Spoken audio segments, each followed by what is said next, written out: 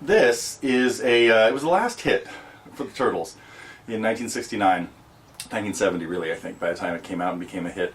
But was not written by them. This is a tune called Lady-O, written by another Southern California singer-songwriter named Judee Sill. Really encourage you to check out a little bit about Judee. She made a couple of albums and didn't survive the 70s, unfortunately.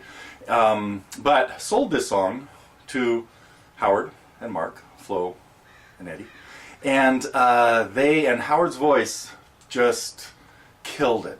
Now, their version is not much different than hers. It's a fairly simple little arpeggio song, just picking through chords in the key of G with some really unusual changes, as you probably noticed, especially if you haven't heard this song. Beautiful melody, very classical or Baroque. Judee was a big fan of Bach and tried to incorporate some of his musical ideas and even melodies.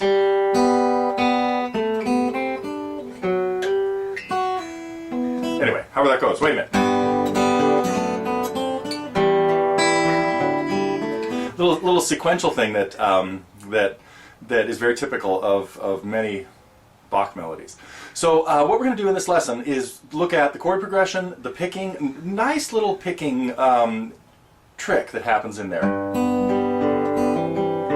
And you might give this a try first, but we'll take a look at it in the tablature. It's just a G chord, and the arpeggio is going using my thumb on the 6th string, then up to the 2nd string with my middle finger, the 3rd string with my index finger, and then my thumb on the 4th string. So we've got 4 8th notes there.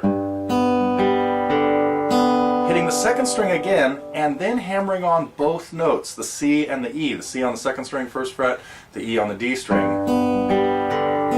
But without re-striking the E. So we hear the E as a kind of a ghost hammer on from D to E, and then we hear the C get hammered on again. I mean, we hit the C and hammer it, and then we're going to hammer on the E later too.